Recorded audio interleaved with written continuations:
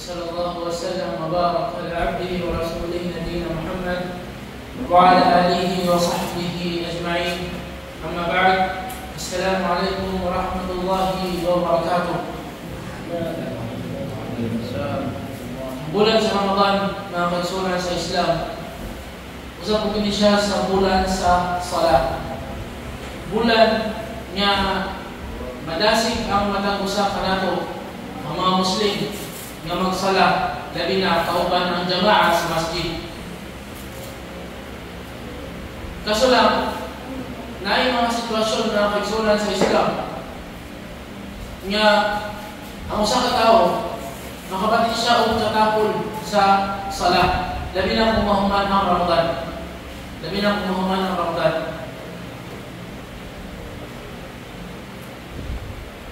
Karon kay Ramadan, ang mga syaitan naka-ikot. So, kugihan pa ang mga Muslim nga magsala. Pero pag mahuman ang Ramadan, diha na dayon ang mga syaitan, buhihan na sila.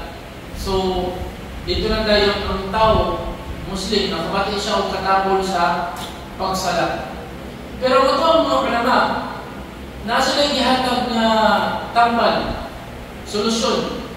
Aron ng tao, dili siya tapulan magsala. Naay duha ka solusyon nga ilahang gihatag sa tuwa na kung himo ni siya sa katao, dili siya makabati o katapol sa iyang pagsala. Or, pinita mo ito niya masolusyonan ang iyahang katapol magsala. Kinaman tayo mga kaigsunan ng mga Muslim nga angkon din siya, katapulan siya magsala. Bisan pila lang ka, panahitan, fajr, walang karaka, tapulan magsala. Hindi mo ka mabakod, magsalag ng karaka, hindi ka balik tulog, door, mangyapon, makabatid katapol ba?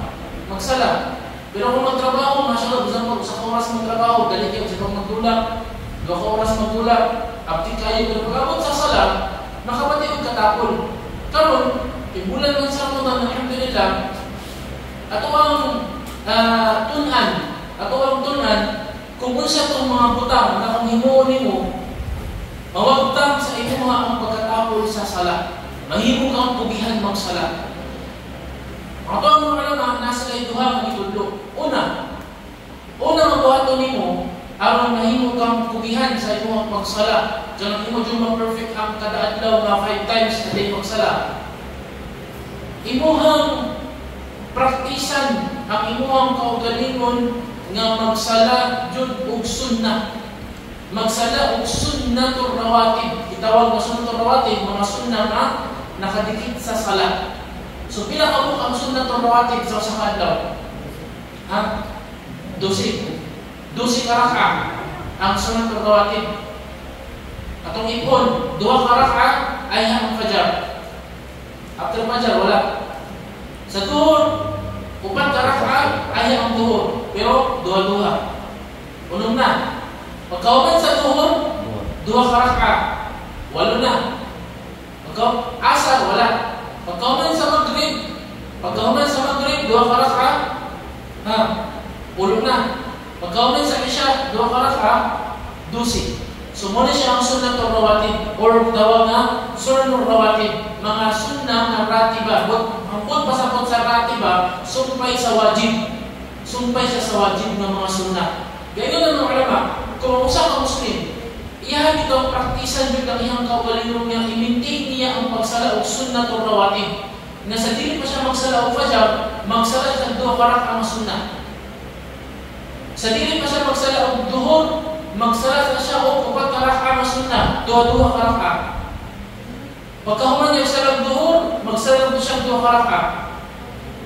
Pagkahuman niya sa maghrib, magsala siya 2 ka raka. Pagkahuman niya sa isya, magsala 2 ka raka. Kana na pamaagi, kung iyan mag-maintain nga makasala siya o mga sunnah, iyan kung mahimo ang wajib. Kumbaga, matrain niya, maanad niya iyang kaugalingon ng magsala. Sa imong pagsala sa sunnah, madasig man ka magsala ka sa wajib. So, mahimong kuan ka, mahimong sayon sa imo ang pagsala sa wajib kanang obligado. Kaya ang pagsala mo sa sunatul rawatib, ang mga ulama gayon, na siya'y baraka.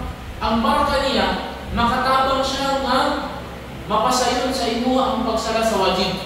Kung musala ka og 2 ka mga fajar, iniguman nimo og sala, murag mabitin ka, mutindog dayon ka para isalanan nimo ang salatul fajar. Allahu Akbar.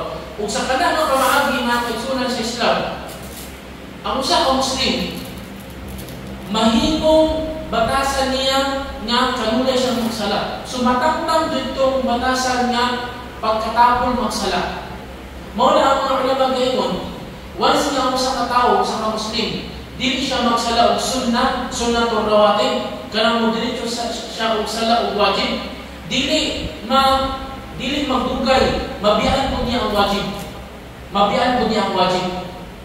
Muna ang mga ulama gayon, labi na si Imam Ahmad rahimahullah, medyo harsh na iyang gilingon, pero ang pasabot niya ito doon, kaya nagingon na siya nga rajulun, man lam yusalli sunnat rawatib, fahuwa rajulun su. Dautan ang tao na dili magsala og sunnat rawatib, magsala og sunnat rawatib, is dautan siya nga tao. Ang iyang pasabot ato is ang tao mo basta dili magsala og sunna, mukuan na na kanang mutakod ba? Mutakod nga hangtod nga dili na siya magsala og wajib. Nakuha na to. Muna siya ang kuwan. Pero kung ang tao kanunay siya magsala og sunna, mauna siya makatabang nga magsala po siya og wajib. Subhanallah. Muna ang importante kayo magsala og sunna. So, mo siya ang usa sa mga makatabang nga aron mawagtang ang imuhang katapol sa pagsala. Ikaduha nga buhaton, ug mo siya ang class. Ikaduha nga buhaton aron mawala ang imuhang katapol sa pagsala sa 5 kasala ka obligado.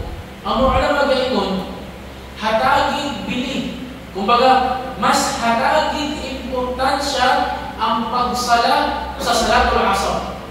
Salatul asar. Nga naman, kaya ang salatul asar, mao ni siya ang tunga-tunga sa sala. Mao ni siya gitawag na salatul wusta. Ang Allah gayon sa Quran, hafidhu ala salawati was salatil wusta wa qumu lillahi qanitin. Ang Allah gayon, ang tingin ninyo ang pagsala sa 5 kasala, labi na ang salatul wusta. So gihatagan sa ubang importansya. Iyan yung dimension. Ang salatul wusta. Ang meaning sa salatul wusta is tunga sa sala. O na isgot sa hadith nga nagingon ng Propeta Muhammad sallallahu alaihi wasallam, ang salatul wusta, ang tunga na sala, salatul asar. Manuman, kay napatunga siya sa fajar, duhur, dayon maghrib, isya. So salatul asar. Muna, ang mga ulama gayon, man hafadha ala salatil asr فإنه يعيده على المحافظة على المحافظة على صلوات الباقية.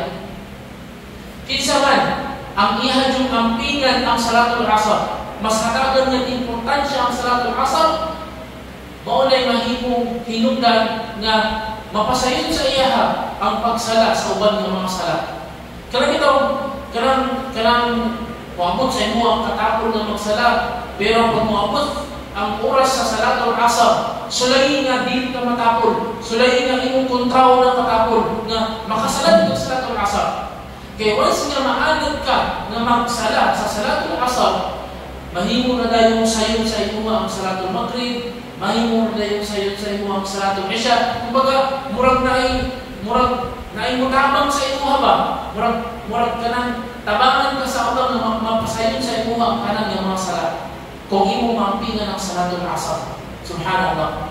Sumuni siya ang duha ka solusyon nga kaigsunan sa Islam aron mawagtang sa imo ang katapol nga magsala.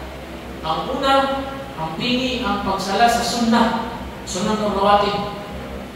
Ikaduha, hatagig importansya ang salatul asar na ikaw makasala sa salatul asar. So kini nga solusyon, inshallah makatabang ni sa imo nga dili ka magtapol-tapol magsala, labi na sa salatul jamaah. Mao na siya usa sa mga importante nga makasala ka sa salatul jamaah kung duol ang masjid o kung kaya nimo maadto sa masjid. Kaya dako kayo ang reward na kaigsunan sa Islam kung magsala ka ng kauban ng salatul jama'a. Siyempre sa mga lalaki, kaya sa mga babae, mas naayon sa mga babae nga magsala sila sa ilang kwarto. Umundi mas the best na ilaha. Pero sa tuwang mga lalaki, mas naayon itong magsala ka o jama'a sa masjid. Muna yung pinaka-the best. Salatul masjid, salatul jama'ati fil masjid afdalu min salatul fardhi bi 27 darajah.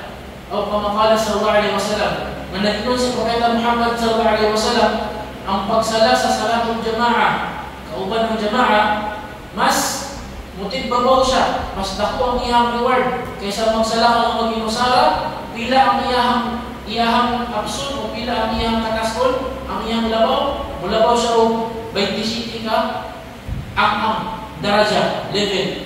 So, kung ikaw magsala, ikaw sa inyong balay, kung sala ang inyong reward, alhamdulillah, at least nakasalagyan ka. Pero kung magsala ka sa masjid, 27 ang inyong reward.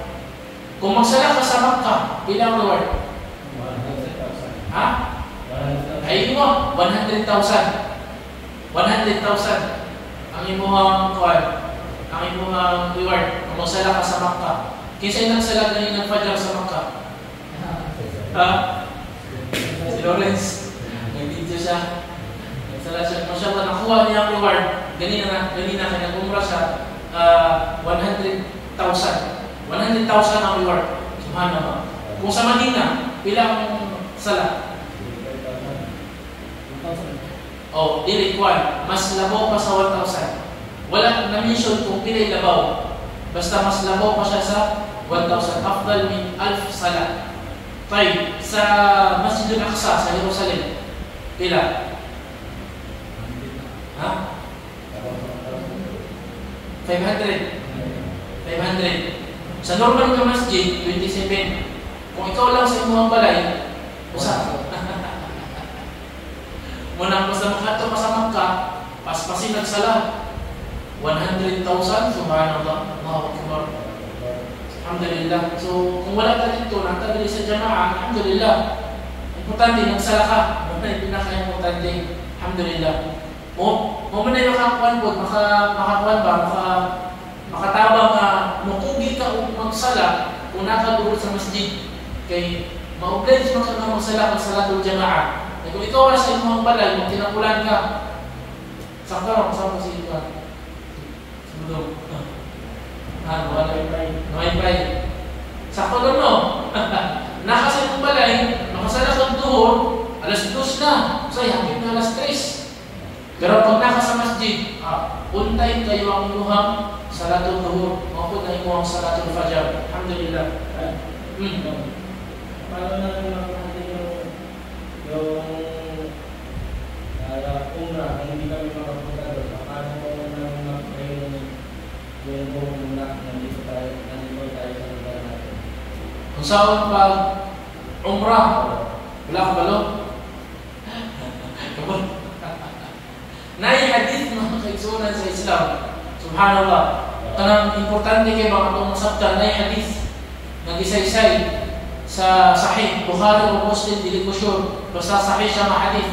Man salla al-fajr fi jama'a, nag-iwan ang Propeta Muhammad sallallahu alaihi wasallam, kinsa man ang magsala og fajar sa jama'a, summa qa'ada ba'da as-salah yadhkuru Allah, pagkauman nilingkod siya, pagkauman og sala, kauban kanang pagkauman niya sala sa jama'a sa masjid, nilingkod siya o nagdikir siya, wala siya mihawa sa iyang gilingkuran, sa iyang gilingkuran, hatta tala'at ash-shams, hangtod nga ni silang na ang adlaw, wala siya nihawa sa iyang posisyon.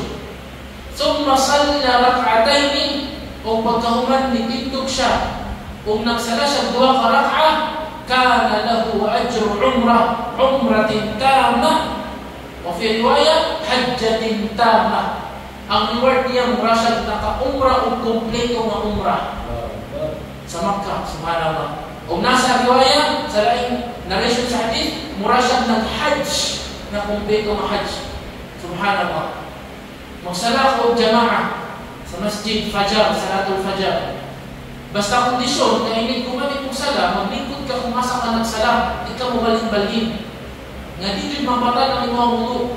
O O magdikir lang ka, subhanallah, subhanallah, subhanallah, alhamdulillah, Allahu Akbar, astaghfirullah, la ilaha illallah, 1,000 ka la ilaha illallah, sige na kang dikir, or kung di kapuyan kang dikir, magbasa ng Quran, basa ng Quran, hangtod na nakita ni mga madlaw, ni isilaw na, hangtod na nitaas, gamay ang madlaw, mga estimated ni mga 15 minutes after na nisilaw ang madlaw, nitindog din ka sa lakag sunnah nga 2 raka. Ang reward mo mula kang nag-umrah. Allahu Akbar, Allahu Akbar. So, inshallah, kung mahimo na ito lang, yung nakulod sa Ramadan. Di ba? Nga nag-ingon ang Propeta Muhammad sallallahu alaihi wasallam, kinsa man ang mag-umrah sa Ramadan, blok kasi nag-umrah. Kinsa man ang mag-umrah sa Ramadan, ang reward niya, mura siyang nag-umrah, nakauban ang Propeta Muhammad sallallahu alaihi wasallam. Allahu Akbar. Usa ka akong reward. Na. Pag, di ba, pag musilang na magsala? Oh. Di ba naman hadith nga bawal magsala? Bawal magsala, inigsilang sa adlaw. Pero mula ni mo mga 15 minutes. Oh. Estimated ni mo, panalita ng adlaw, musilang sa alas 6. So, magulat ka. Okay, 6:15. Pag 6:15, medyo taas-taas ng adlaw, ay hindi ka matindong magsala. Doon ka. Ha? Oo. Kaya bawal mo ka magsala na nigawas na ang adlaw, na imuhang karang, may paggawas niya ba? May paggimong niya. Paggimong niya, bawal na siya. Pero hindi mga kuha na, hindi mo taas na, bawal na siya kaya hindi ka magsala mo. Doon ka. Na. Hinaot nga tabangan ka sa Allah na kita magsalang kanunay isa pagpahuman ng Ramadan ato ang iyang pangpingan ng ato ang pagsalang imuna sa inyong sa usa ka Muslim na siya magsala o imaka sala. Na'am. Allah Ta'ala alam. Wassallallahu ala nabiyina Muhammadin wa ala alihi wa sahbihi ajma'in wa akhiru dawana alhamdulillahi rabbil alamin. Wassalamu alaikum warahmatullahi wabarakatuh.